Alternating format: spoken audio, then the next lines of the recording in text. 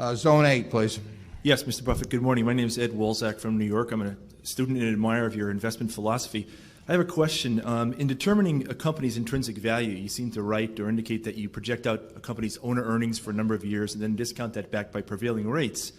My question is, how much of a premium, if any, to prevailing risk-free rates do you demand when you discount back the owner earnings of a company? Or stated differently, for example, today with long rates at about 7%, if you did the same exercise with Coca-Cola, at what rate of interest would you discount back their owner earnings?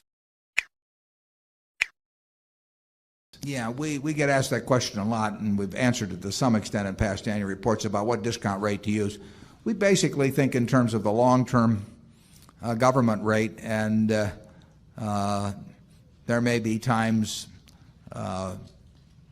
when in a very, because we don't think we're any good at predicting interest rates, but probably in times of what would seem like very low rates, we might use a little higher rate. But we don't put the risk factor in per se, because essentially the purity of the idea is that you're discounting future cash, and it doesn't make any difference whether cash comes from a risky business or a safe business, so-called safe business. So the value of the cash delivered by a water company, which is going to be around for 100 years, is not different than the value of the cash derived from some high-tech company, if any, that you might be looking at.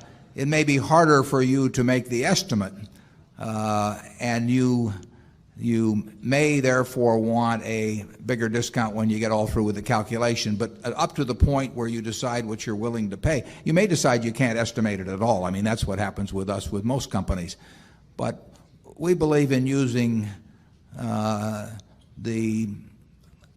government bond type interest rate. We believe in trying to stick with businesses where we think we can see the future reasonably well. You never see it perfectly, obviously, but where we think we have a reasonable handle on it.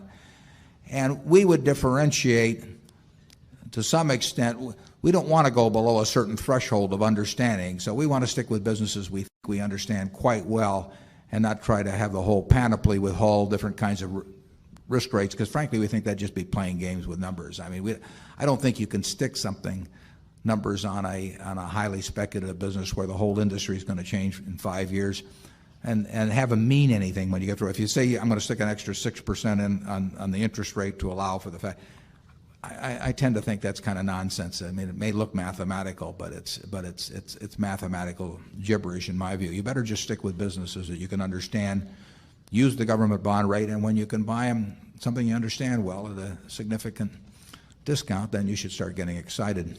Charlie?